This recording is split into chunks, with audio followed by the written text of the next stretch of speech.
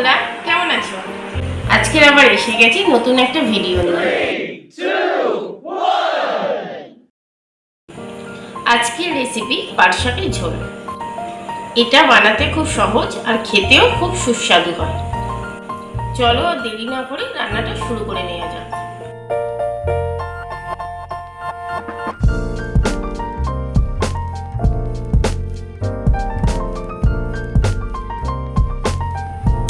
গ্যাসটা অন করে কড়াইটা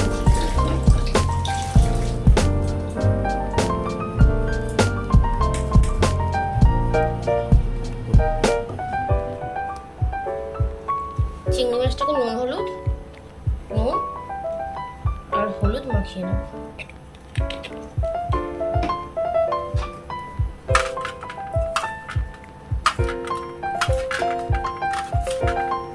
চিংড়ি মাছটা ভাজার জন্য কড়াইতে সর্ষের তেল দিলাম।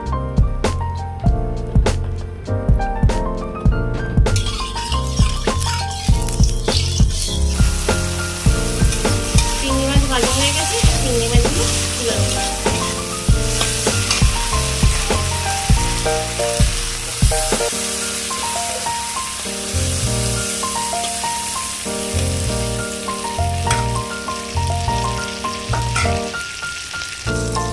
ওই তেলের মধ্যে গোটা জিরে ফোড়ন দিয়ে দেব। ভাজা হলে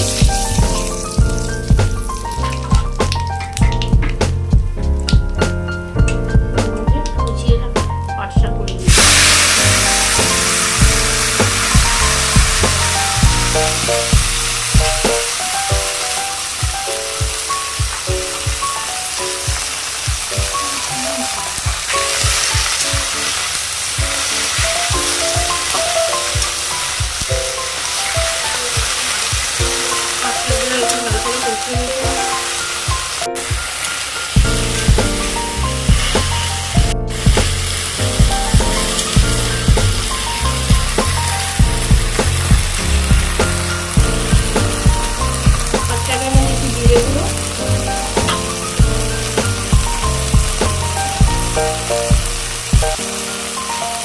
নুন